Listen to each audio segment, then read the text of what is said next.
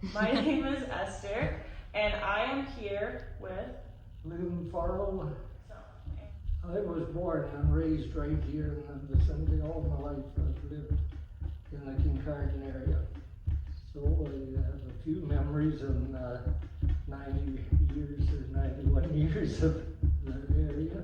My relatives that come here in 1852 and stayed here while they searched for land to settle, which they settled just south of town.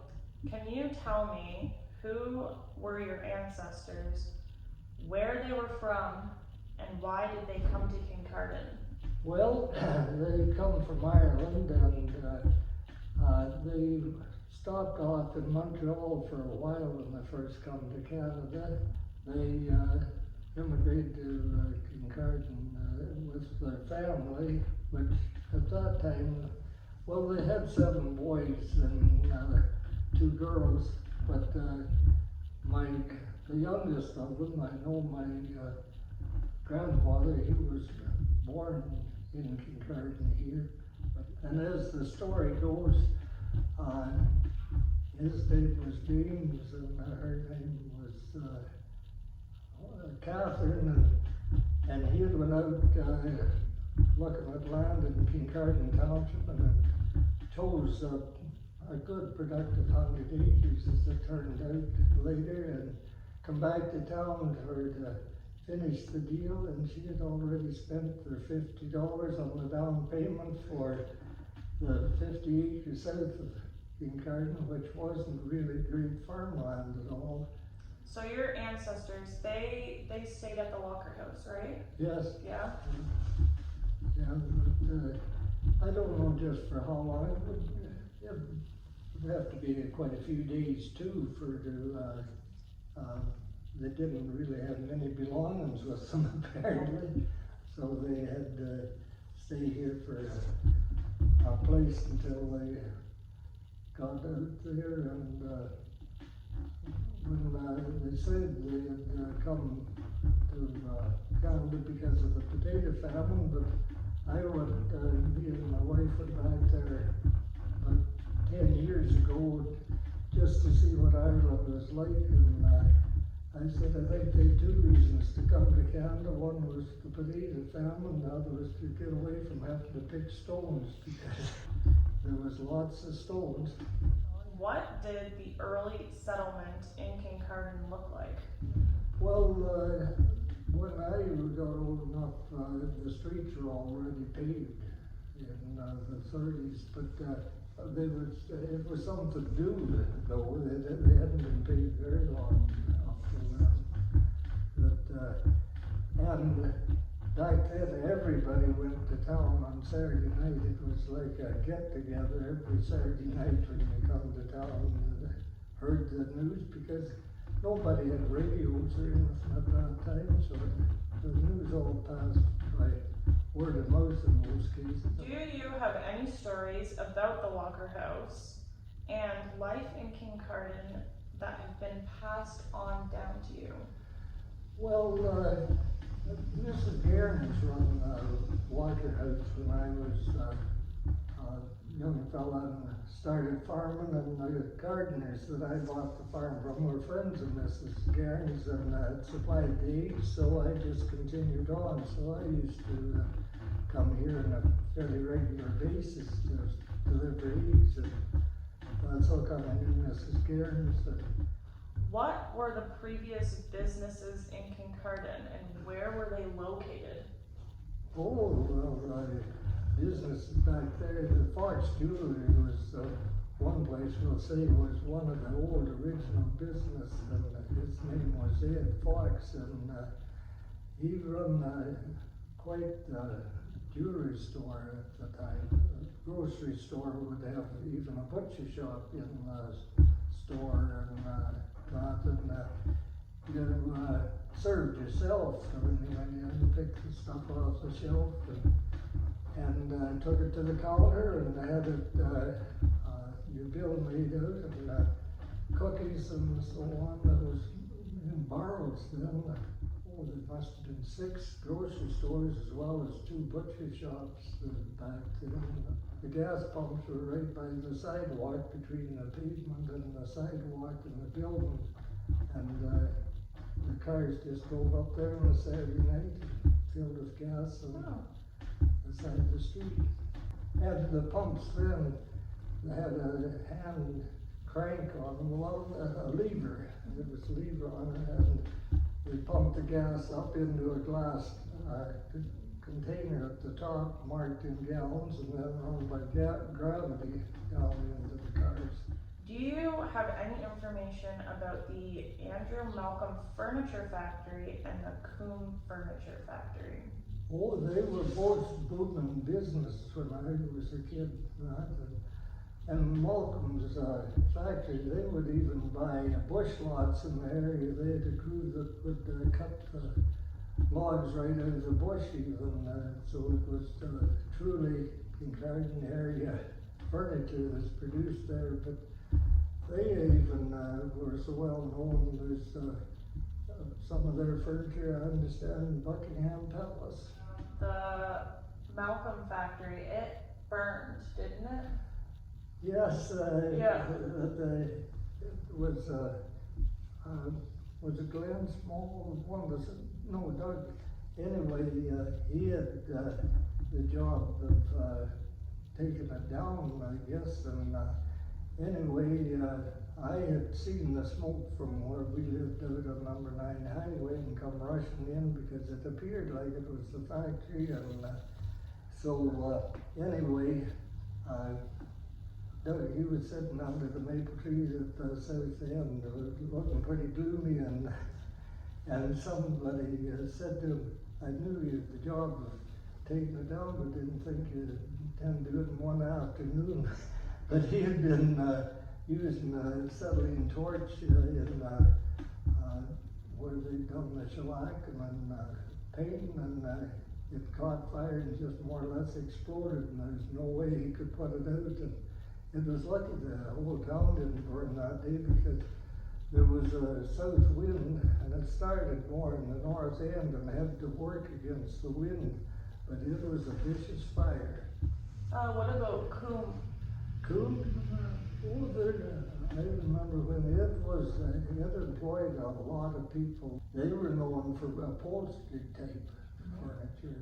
And you know when they went out of business? Well, I can't remember the exact date, but I remember well when it was announced that they were going out of business. It's hard to believe, but the competition from the hydro wages that was the big reason for them closing. They just couldn't compete the wages. Do you have any information or remember the Circle Bar Knitting Mill? Oh yes, I even have some lumber out of it when it was being taken down. And the knitting machines had to be so vibration free that they had 2-ply floor and a first floor and then 4 inches thick. And that's what cushioned for these here machines. I went to see what material was going to be available, and I went up on the 3rd floor. There's so many pigeons in there, they got excited and they were smashing windows out. Oh my goodness. I had to get out of there, but you couldn't believe how many pigeons were called at home by this time. And do you remember where it was located? Well, where the parking lot is today, behind the 2 banks. There was one guy that was working there, and the lower part below the roof, I said, you better not hit that support and that, and he hit it anyway, and it crashed down, took the floor out, and he went right through the basement, and the dust went right to the United Church. But he wasn't hurt. I went down and pulled him out, and I couldn't believe he wasn't hurt. And there was another accident taking down the same house. One guy pushed the chimney off the other end, and there was 2 guys standing outside and just stepped back under the eaves that hit right where they'd been stabbed. Do you remember Kincardine Salt? Well, I couldn't tell you exactly where the flowing well is from, because one day we chased cattle into the stockyards that was down there. It was a hot day and there was this running water coming out of the pipe in the ground, so I went over and had a drink and it nearly strangled me. Yeah. And it is drained into the corner of the harbor today. It still drains there. Yeah. If you notice in the winter time where there's open water, no ice in the south side, that's because of the overflowing brine from the salt well. And where was the salt well? Well, it was just on the south side of the harbor. The train station was up right to the salt well area, and the coal sheds were there too. Mrs. Guerin's husband, I think, if my memory's right, he was kind of the caretaker of the roundhouse that we'd be down there on a regular basis. Do you know any information about the apple evaporator? Well, it was right here on the corner of George Terrace and Harbor Street, and my grandfather Emerton told me the night that it burned. It was a ferocious southwest wind, and the town hadn't done well to escape it, but it was thought to be one of the worst fires for quick and ferocious. But there was many orchards in the area up till it burnt, and then in 1934 there was such a heavy frost one night that it split the bark on a lot of apple trees in the area, and so the apple industry more or less disappeared from the area. But Blondie O'Brien that worked in Canadian Tire on Main Street at one time, he told me that he was going to school and it was so cold you could hear things snapping as they walked down Main Street. Are there any other industries that you remember that are no longer here today? Like Jim Reed had a massive dealership in Kincardine here, and Hunter Bridge and Boilers, they were a big industry at one time. They were on Main Street, and they built bridges all over Ontario and even out to Manitoba, I guess. Could you describe how Queen Street used to look compared to today? Pedestrian lights were much duller than they are today, and they were lower. And one thing that I remember on Saturday nights would be a calm night and skyhawks would circle down and dive down, and they had a kind of a different call as they. But I don't know, you don't see them today, but that was quite common. They'd be there with their calls and swooping down over below the lights and stuff. Most the stores all had awnings. That was quite popular years ago. You don't see awnings out very often now. And one character that really used to stand out in my thoughts anyway was Tom Crusoe. And he run the food store, and on a Saturday night he would be out and he had a good voice and that, and he would be bananas so much a dozen that apparently fruit that got beyond sale value. He wasted nothing. He made his own type of wine, which some used to get quite a joke out of when he'd be treating them to his wine. But he certainly was a popular Crusoe. Food store was well known. And then another store that in my mind was Cross's Bakery. They run a great bakery, and they made these not hot cross buns, Chelsea buns. And you could buy Chelsea buns, 25 cents for Chelsea bun at that time. And I was farming in Batson at the time, and I ate a lot of Cross Chelsea buns. They were delicious. What is the history of farming in Kincardine, and how has it evolved? Old farming has changed tremendous from when I was first. Well, I lived in a farm all my life, really, but Anyway, it was horses at one time. One winter we had 16 horses from old nags to colts and that, but they numbered 16. And I drove horses enough for the calluses in my hands until I was about 12-year-old or 13-year-old, and then the war started and things changed, and we got tractors and rubber tires and so on. That certainly changed farming a whole lot. When I was a kid, there was no Hydro 21 Highway 7 until 1939, and so for to chore at night and milk, and you had to have coal oil lantern and move it along the little carrier track for to have light in the barn, and so you had to be careful for fire. But it wasn't a bright light, but we didn't know anything different. We got Hydro in 39 and had brighter lights and got a pump for to pump water. That was one of the big changes.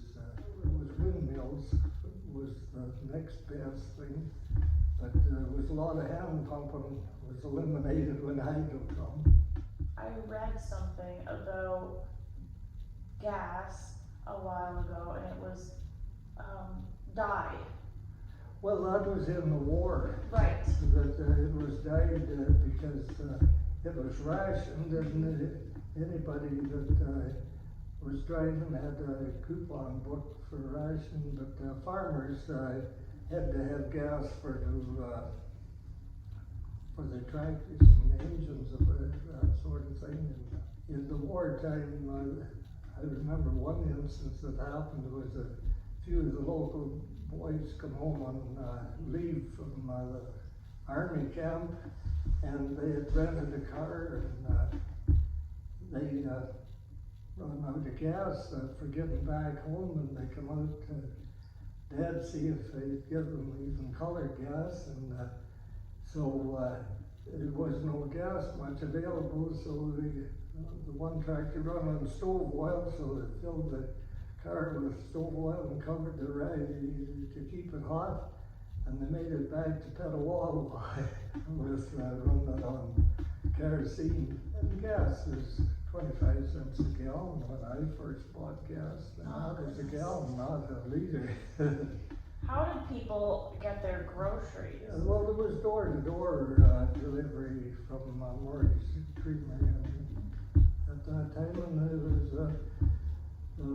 brown milk bottles with cardboard stopper in the end, and it wasn't pasteurized milk then. That would rise, and the neck of the bottle would be where the cream was, and the bottom wasn't. That was quite a difference then. But the pasteurization come in, we thought it was kind of odd then. The milk didn't, the cream didn't rise. The milk.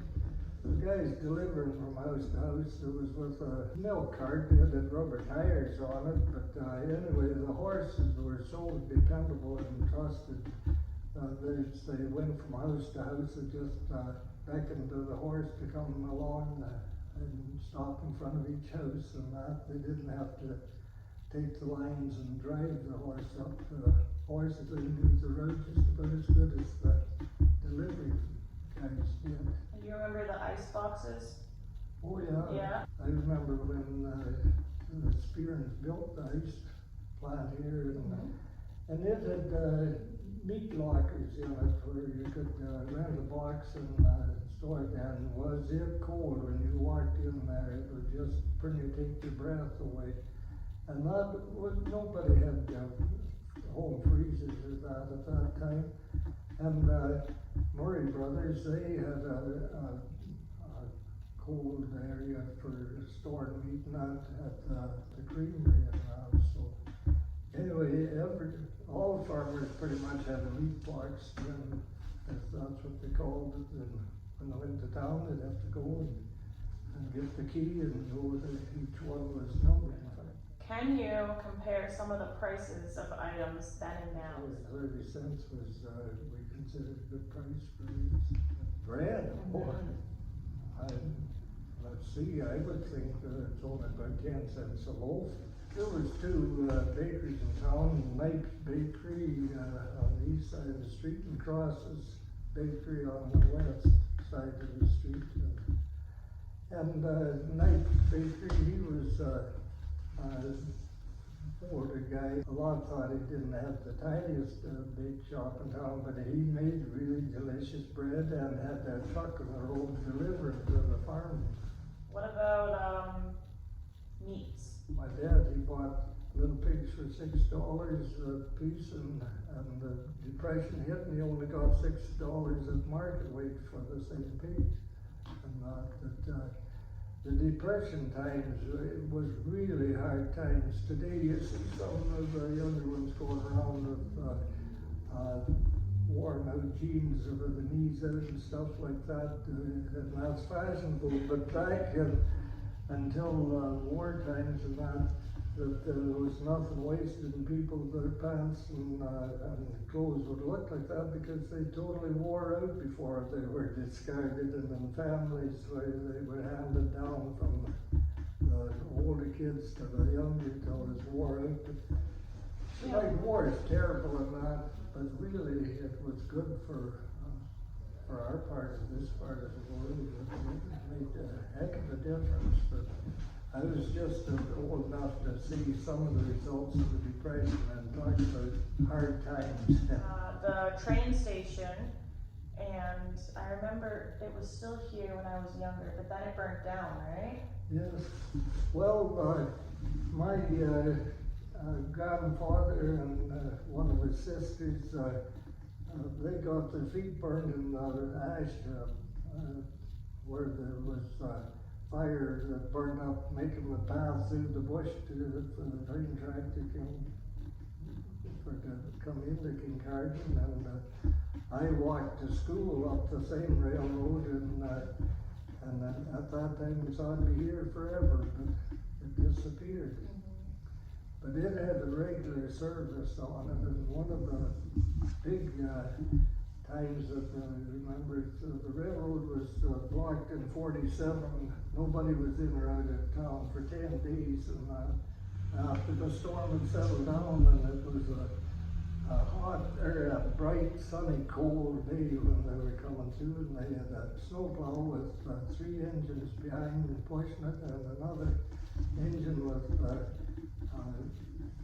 passenger coach behind, full of men with shovels that they'd come down and wedge in the bank so much the whole outfit would be stuck, and we'd have to work in tears. It was quite a sight to see. The station was right by the harbor, and the day that they had opened after the storm, there was only one guy in the crew of these 3 engines that knew the line, and usually when they get through that place, they blow the whistle in victory and that. But anyway, when they passed by where they turned out at cemetery, they wouldn't shut the steam off, and he was blowing and triggering. There's no radios and that. And when he got the message to them, they dragged all the wheels and they hit the stop block. They almost put the outfit right into the channel. It was pretty exciting, I guess, but they did get stopped. Yeah. Where did the railroad go? Like anybody that was going to London, say from here, they'd have to get on the train and go to Stratford. And well, Palmerston was a main terminal too.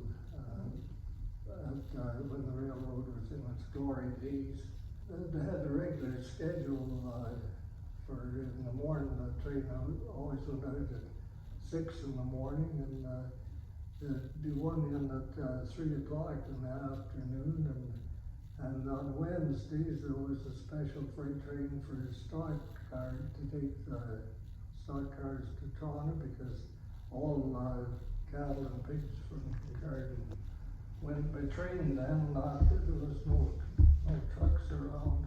So do you remember when cars integrated into society?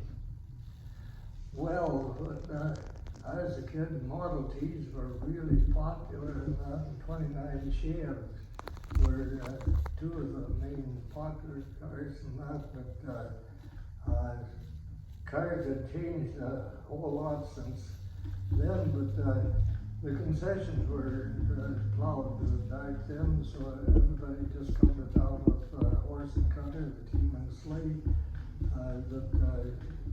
Lots of people put the cars on blocks for about 5 months of the year. Old cars have changed a whole lot, and trucks in particular, that there was a few trucks that just had hard rubber on the wheels, no air in the tires back then. There was just hard rubber wheels. And how did the school system work, and where were the schools located? Well, the Chickie School, as they called it, was out on the south side of Kincardine Avenue and Queen Street. The kids went there till, what, grade 6 maybe, and then they had to come across to the school in town, which was east of Victoria Park.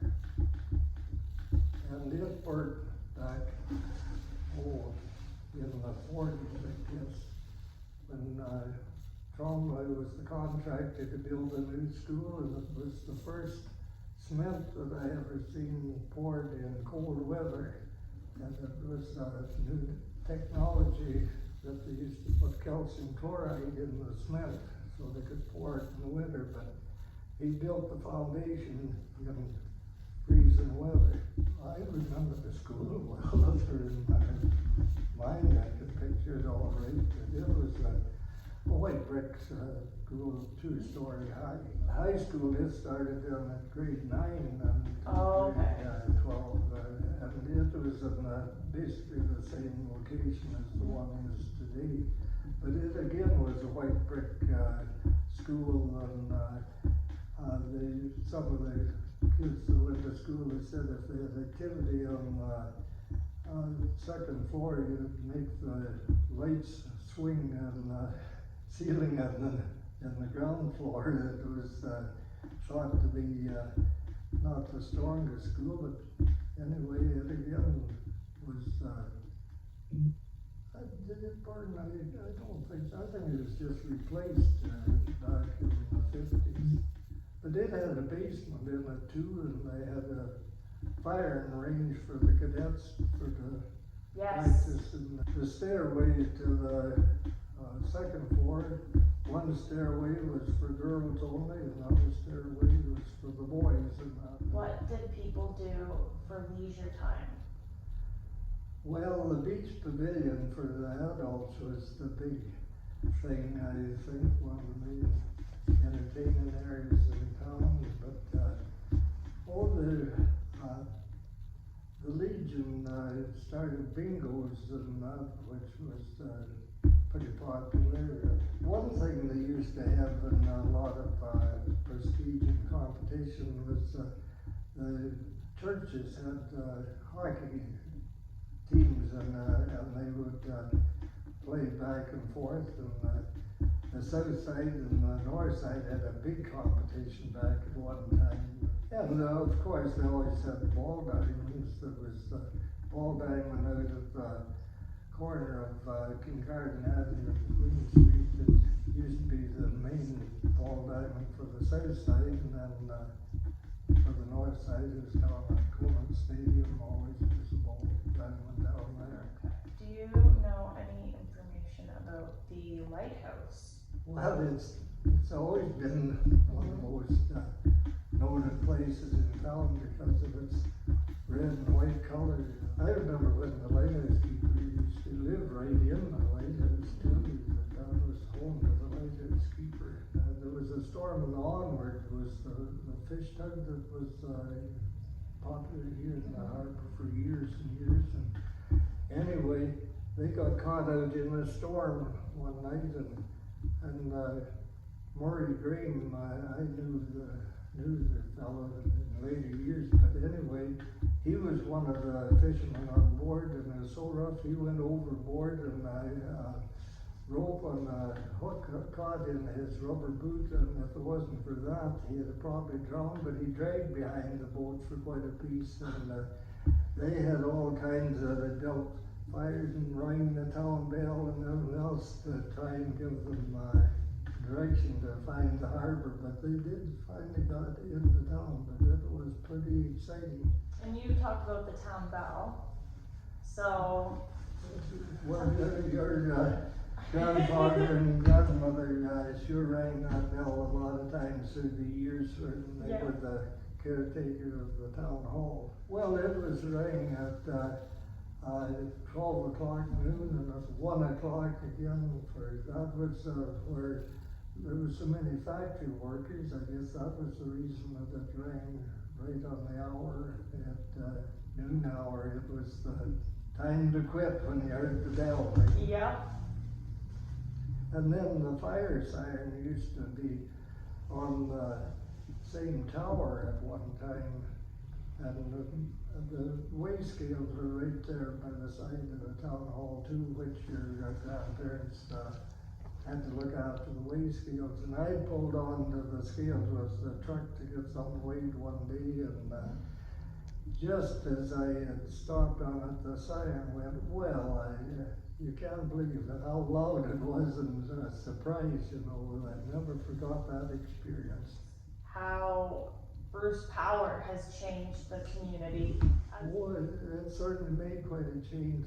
Hammy Walsh run the creamery and milk drying plant at the same time, and they used to put out a monthly newsletter with area news, and I remember one of Hammy's comments was when the announcer read, he said it's going to make a difference in our type of people that are around town, and it certainly did.